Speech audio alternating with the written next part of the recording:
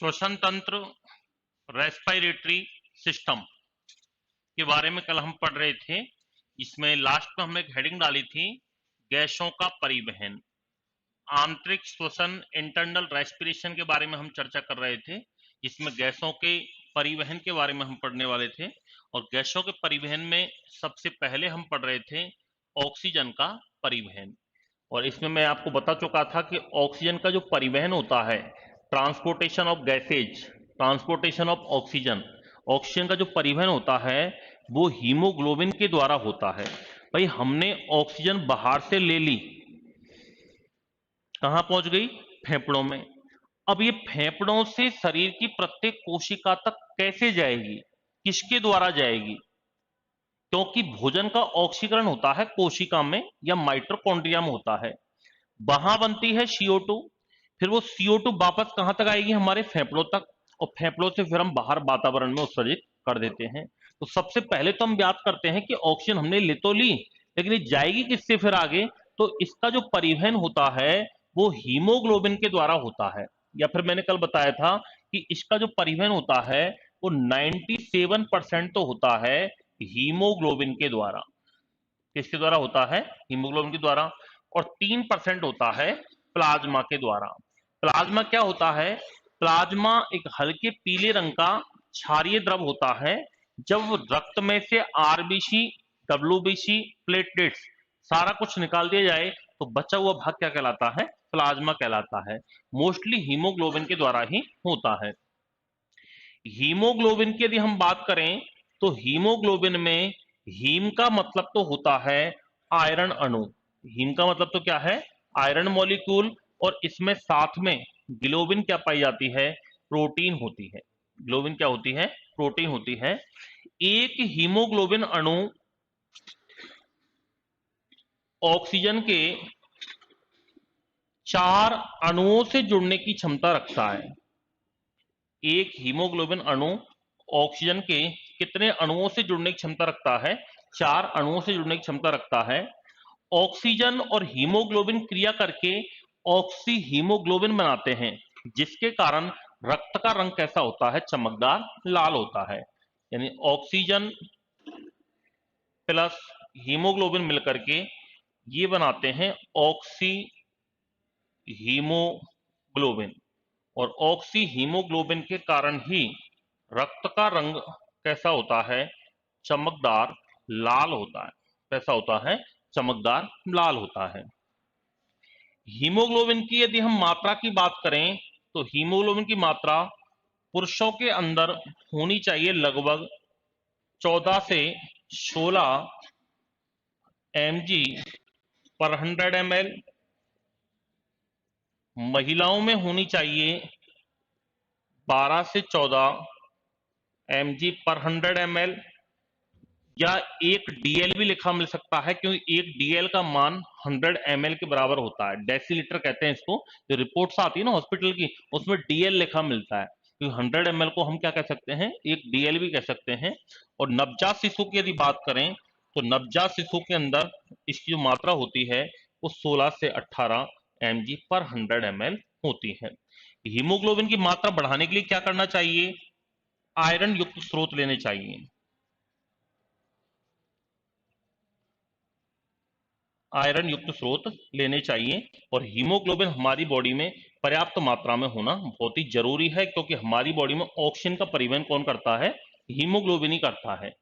Haemoglobin, जितना haemoglobin व्यक्ति में होता है उतने ही घंटे व्यक्ति बिना थके काम कर सकता है। एक तो थकावट ऐसी होती है कि भाई अपन 8-10 घंटे काम करें तो फिर थकें, तो थकावट का कारण क्या होता है? एक प्रश्न आता है कि कठोर मेहनत और शारीरिक व्यायाम के दौरान हमारे शरीर में थकान का अनुभव होता है। क्यों? लैक्टिक एसिड के संचय के कारण। अभी अपन पढ़ेंगे अनॉक्सी शोषण, उसमें लैक्टिक एसिड बनता है और लैक्टिक एसिड के कारण हमें थकान होती है। लेकिन वो तब है जब अपन फिजिकल एक्सरसाइज करते हैं, वर्क करते हैं, कुछ मेहनत का काम करते हैं। जैसे एक थकान ऐसी भी होती है, कल भी बताया था मैंने आपको कि बहुत सी महिलाएं आटा लगाती है, उसी में थक जाती हैं। ठीक है, थोड़ा बहुत काम किया, 1 किलोमीटर के पैदल चलने काम पड़ गया तो अपन थक जाते हैं, चला ही नहीं जाता। या फिर श्वास लेने में कठिनाई होती है। जब हीमोग्लोबिन कमी होती है ना, तो पेशेंट को श्वास लेने में भी तकलीफ होती है, क्योंकि ऑक्सीजन का परिवहन कौन कर रहा है? हीमोग्लोबिन ही कर रहा है। अब ऑक्सीजन अपन ले ही नहीं पाएंगे जब हीमोग्लोबिन कमी हो जाएगी तो। हीमोग्लोबिन कईयों पे 6-7 रह जाता है, तो 6-7 रहने पर भूख नहीं लगती उसको, उल्टी आती है। अब भूख नहीं लगेगी तो खाना नहीं जाएगा, तो अपने आप ही उल्टी आएंगी, चक्कर आने लगेंगे, कमजोरी महसूस होगी, ऑक्सीजन का परिवहन कम हो जाएगा। तो इस प्रकार के लक्षण भी हीमोग्लोबिन कमी से दिखाई देने लग सकते हैं। तो इस प्रकार ऑक्सीजन का परिवहन मुख्यतः किसके द्वारा होता है? हीमोग्लोबिन के द्वारा ही होता है। 1 ग्राम हीमोग्लोबिन लगभग 1.39 ml ऑक्सीजन को परिवहन करने की क्षमता रखता है। 1 ग्राम हीमोग्लोबिन लगभग 1.39 ml ऑक्सीजन को परिवहन करने की क्षमता रखता है। यानी इतनी ऑक्सीजन 1 ग्राम हीमोग्लोबिन के द्वारा ट्रांसपोर्टेशन की जा सकती है। ये नोट करो।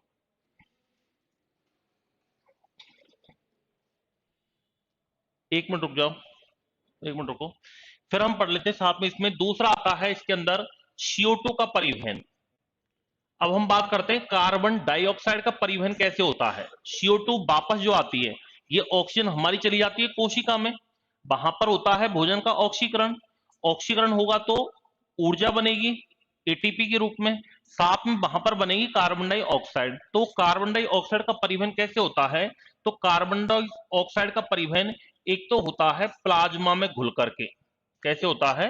प्लाज्मा में घुलकर। प्लाज्मा में घुलकर का मतलब है CO2 प्लस H2O, ये जल के साथ क्रिया करती है और ये बन जाता है H2CO3, जिसको कहा जाता है कार्बोनिक अम्ल।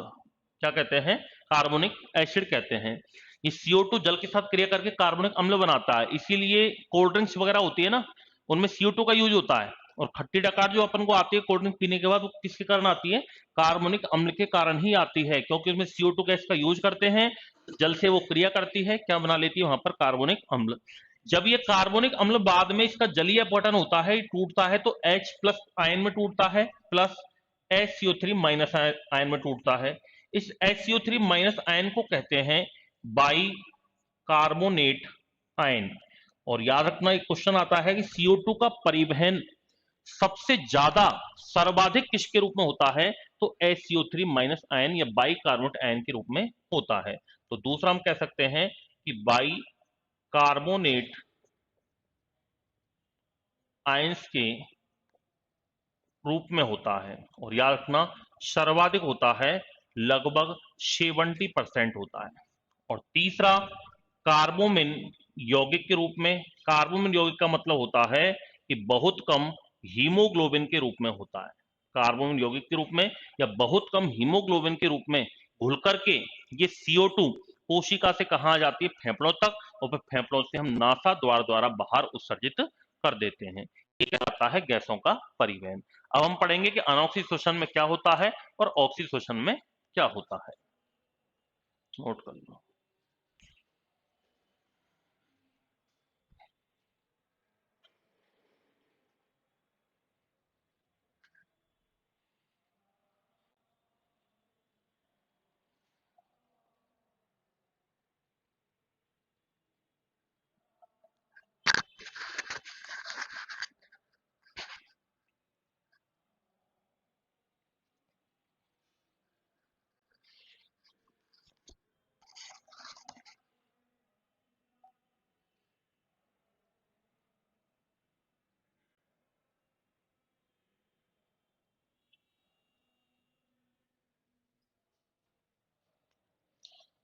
अब पढ़ेंगे अपन, श्वसन दो प्रकार का होता है। आंतरिक श्वसन दो प्रकार का होता है, एक तो अनोक्सी श्वसन, एक ऑक्सी श्वसन, एनारोबिक रेस्पिरेशन, और एक होता है एरोबिक ऑक्सी श्वसन।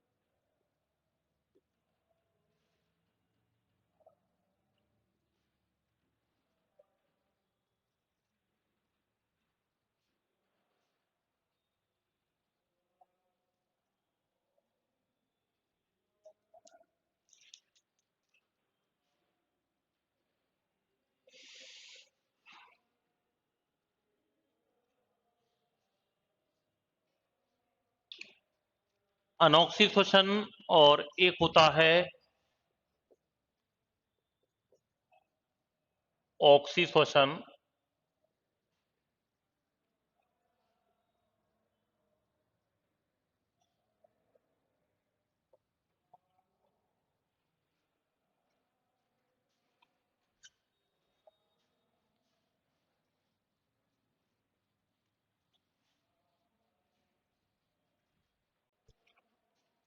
अनॉक्सी का मतलब होता है ये ऑक्सीजन की अनुपस्थिति में होता है, एब्सेंस ऑफ ऑक्सीजन,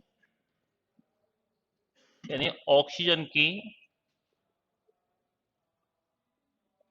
अनुपस्थिति में संपन्न होता है ये। जबकि ऑक्सीशोषण जो होता है ये ऑक्सीजन की उपस्थिति में संपन्न होता है। और ये होता कहां है? ये माइटोकॉन्ड्रिया में होता है। कहां होता है? माइटोकॉन्ड्रिया में। जबकि ये कहां होता है? ये कोशिका द्रव्य में संपन्न होता है, साइटोप्लाज्म। सेल के अंदर जो द्रव भरा रहता है, कोशिका के अंदर जो द्रव भरा रहता है उसको कहते हैं साइटोप्लाज्म। और माइटोकॉन्ड्रिया कोशिका का एक अंग है, उसके अंदर होता है ऑक्सी श्वसन होता है। इसीलिए माइटोकॉन्ड्रिया को कोशिका का श्वसन स्थल कहते हैं। जब भोजन का ऑक्सीकरण होगा, श्वसन होगा, तो एटीपी निर्माण होगा, ऊर्जा बनेगी। इसलिए ऊर्जा का घर या कोशिका का शक्ति ग्रह भी किसको कहते हैं? माइटोकॉन्ड्रिया को कहते हैं। इसमें होता क्या है देखो, ध्यान से समझना। इसमें हम जो भी कुछ खाने के रूप में लेते हैं, सबसे जाकर के लास्ट में हमें मिलता है ग्लूकोज। क्या मिलता है? ग्लूकोज। तो इसमें सबसे पहले क्या होता है? ग्लूकोज का विखंडन होता है। क्या होता है? ग्लूकोज का विखंडन होता है। और ग्लूकोज के विखंडन को कहा जाता है ग्लाइकोलाइसिस। क्या कहा जाता है? ग्लाइकोलाइसिस कहते हैं। और इसमें अंतिम उत्पाद के रूप में पाइरुविक अम्ल बनता है। क्या बनता है? पाइरुविक अम्ल के दो अणु बनते हैं, पाइरुविक अम्ल बनता है। यह पाइरुविक अम्ल लास्ट में जाकर के किस में बदल जाता है? ये लैक्टिक अम्ल में बदल जाता है। किस में बदल जाता है? लैक्टिक अम्ल में बदल जाता है। और यह लैक्टिक अम्ल फिर बाद में हमारी मांसपेशियों में संचित हो जाता है। मांसपेशियों में ये संचित हो जाता है, जिसके कारण कठोर मेहनत तथा शारीरिक व्यायाम के दौरान हमारे शरीर में थकान का अनुभव होता है। हम थकते क्यों हैं? हम मेहनत करते हैं, चलते हैं, फिरते हैं, हम थकते क्यों हैं? लैक्टिक अम्ल के संचय के कारण। यानी इसी के कारण हम ये कह सकते हैं, ये प्रश्न भी पूछा गया है एग्जाम में, कि कठोर मेहनत तथा शारीरिक व्यायाम के दौरान जो थकान का अनुभव होता है वो किसके कारण होता है? लैक्टिक अम्ल के संचय के कारण होता है। इसी कारण हमारी बॉडी में थकान का अनुभव होता है। ये पूरा जो प्रोसीजर है, इस प्रक्रम को एक नाम से जाना जाता है। ये प्रश्न अगर महिला सुपरवाइजर में पूछा था अधीनस्थ बोर्ड ने, इसको ईएमपी पाथवे कहा जाता है। क्या कहा जाता है? EMP pathway. ईएमपी का मतलब क्या है? ई का मतलब वो है एम्बडेन। ये तीन वैज्ञानिकों ने इसके बारे में बताया था, इसलिए इसको ईएमपी पाथवे कहते हैं। एम का मतलब है मेयरहॉफ और पी का मतलब है पार्टनर्स। इन तीनों ने इसके बारे में बताया था, इसलिए इसको ईएमपी पाथवे के नाम से भी जाना जाता है। और ये जो श्वसन है वो वहां पर होता है जहां पर माइटोकॉन्ड्रिया अनुपस्थित होते हैं, यानी ऐसी कोशिकाएं शरीर की जहां पर माइटोकॉन्ड्रिया नहीं पाई जाती हैं, वहां पर कौन सा श्वसन होता है? अनॉक्सी श्वसन होता है। जिनमें माइटोकॉन्ड्रिया अनुपस्थित होते हैं, वहां पर यह श्वसन संपन्न होता है। जैसे एक क्वेश्चन आता है कि अंकुरित बीजों के अंकुरण में, जब बीजों का अंकुरण कराया जाता है तो हम देखा होगा बीजों को किसी कपड़े में लपेट कर रखते हैं। चने में अंकुरण कराना है तो चने दाल वगैरह को अपन कपड़े में लपेट के रख देते हैं, उसमें अंकुरण हो जाता है। लपेट के क्यों रखते हैं, खुले में क्यों नहीं रखते? तो लपेटने का मतलब है कि उसमें ऑक्सीजन की मात्रा थोड़ी कम हो जाए, किसी ढक के रखते हैं, बांध के रखते हैं, जिससे ऑक्सीजन की मात्रा कम हो जाए, क्योंकि ये ऑक्सीजन की अनुपस्थिति में संपन्न होता है। तो बीजों के अंकुरण में, जर्मिनेशन ऑफ सीड, बीजों के अंकुरण में, इसके अलावा गहराई में उपस्थित ऊतकों में, जो हमारी गहराई में उपस्थित टिश्यू वगैरह होते हैं, उन ऊतकों में भी कौन सा श्वसन संपन्न होता है, अनोक्सी। तथा किण्वन क्रिया, ये क्वेश्चन भी आया हुआ है, एक बार पूछा गया है। किण्वन का मतलब होता है फर्मेंटेशन।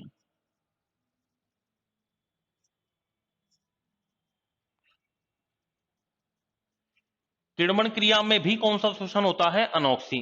किण्वन का मतलब होता है एक तरीके से किसी चीज का सड़ना। जैसे एल्कोहल बनती है, बियर बनाई जाती है, शराब बनाई जाती है, तो वो कौन सी क्रिया द्वारा बनती है, किण्वन क्रिया द्वारा बनती है।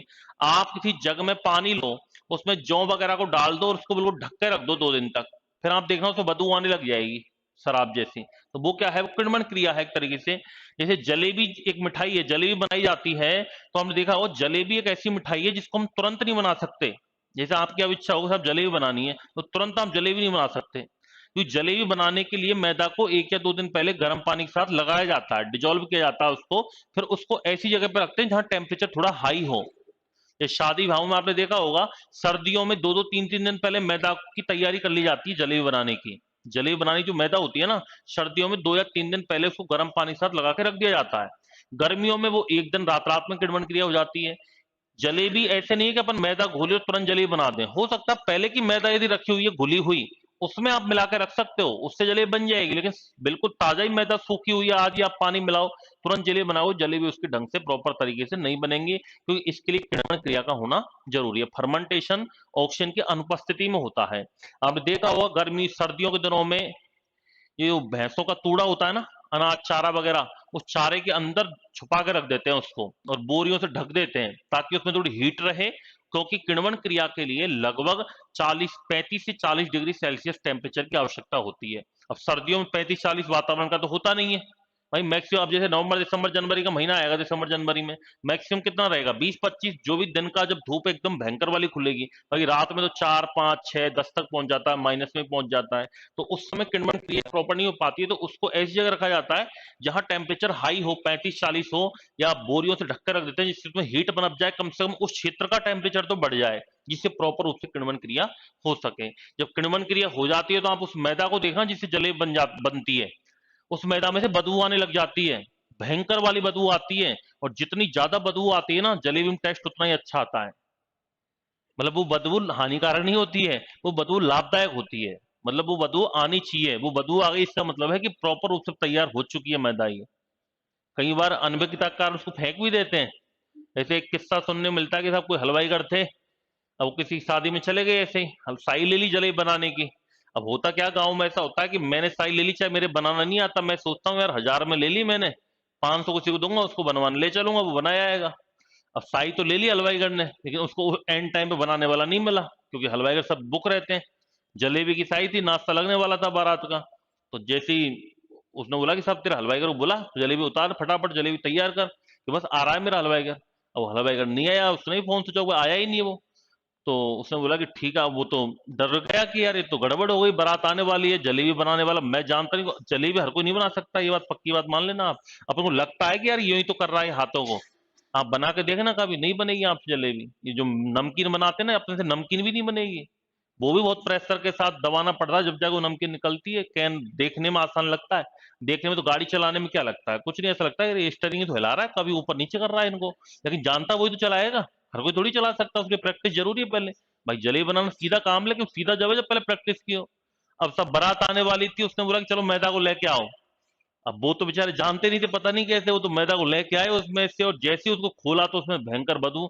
अरे यार ये तो मैदा ही सड़ गई बिल्कुल आपकी, तो इसको तो कुत्ते खाएंगे, तो कुत्ते ही मर जाएंगे, इसको फटाफट गाड़ दो कहीं पे जाके, इसको फेंक के आ जाओ। और उसको बनाना तो आता नहीं, तो उसने बहाना लगा दिया।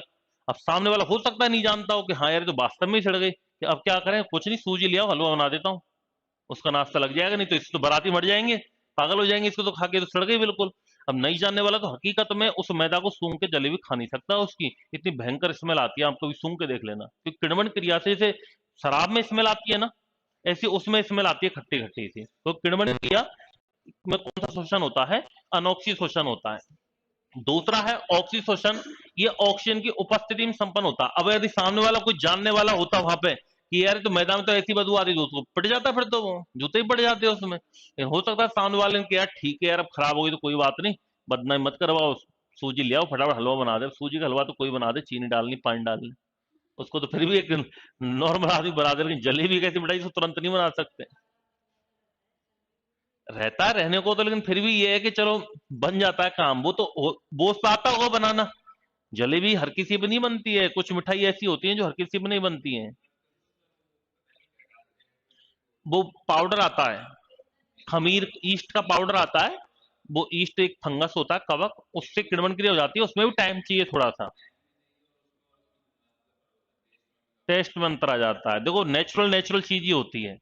होने को तो अपन ये घरों में अपन बनाते हैं इडली वगैरह, कई बार अप्पे, इनमें क्या इनो ही तो डालते हैं अपन, इनो डाल देते हैं, इनो से क्या वो फूल जाता है वो। लेकिन वो चीज नेचुरल नेचुरली होती है जो चीज है। आजकल सब्स्टिट्यूट सबका हो चुका है, हर चीज का दूसरा उपाय है होने को तो, नई नई चीज खोजी जा रही है। लेकिन कुछ चीजें होती हैं तो आजकल इनो डाल के भी तो बनाते हैं अपन घरों में। क्या डालते हैं? इनो डालते हैं, नॉर्मल चीज छोटी मोटी चीजें बनाते हैं तो हाँ, इनो डाल लेते हैं। अब इनो आती तो पेट के काम में, लेकिन अधिकतर महिलाएं तो इनो को इन्हीं काम में लेती हैं। मैं खुद मेरी बात बता रहा हूँ, मैं एक पैकेट इनो, हम डी मार्ट गए थे एक बार, तो एक पैकेट इनो ले लिया। अब मेरे दिमाग में यही था, मैं कह रही इनो इतने क्या काम आएंगे, ना तो गैस बनती है ना कोई ऐसी कोई बीमारी है शरीर में। तो वो पता चला वो तो इनो ही खत्म हो गए सारे। किसमें हो गए कि कभी तो अप्पे बन रहे हैं, कभी कुछ बन रहे हैं, कभी कुछ बन रहे हैं, कि सब इनो तो उसमें काम में आती है। ये लो, हम सोच रहे पेट की बीमारी वजह से इनो लेके आए एक पैकेट, वो पता ही नहीं चला वो पैकेट कहाँ खत्म हो गया। ऑक्सीशोषण, ये ऑक्सीजन की उपस्थिति में संपन्न होती है, माइटोकॉन्ड्रिया में होता है ये। इसमें होता क्या है यहां पर, इसमें भोजन का ऑक्सीकरण होता है। क्या होता है? भोजन का ऑक्सीकरण। और भोजन के ऑक्सीकरण के दौरान कार्बन डाइऑक्साइड तथा जल यहां पर प्रोडक्ट के रूप में बनते हैं, उत्पाद के रूप में बनते हैं। अब यह कार्बन डाइऑक्साइड यहां से, अभी मैंने बताया था प्लाज्मा में घुलकर बाइकार्बोनेट आयंस के रूप में और कार्बोमिन यौगिक के रूप में कहां पहुंच जाती है? ये फेफड़ों तक पहुंच जाती है। और फेफड़ों से बाहर नासा द्वार द्वारा या नासिका द्वारा बाई नोज बाहर वातावरण में उत्सर्जित कर दी जाती है।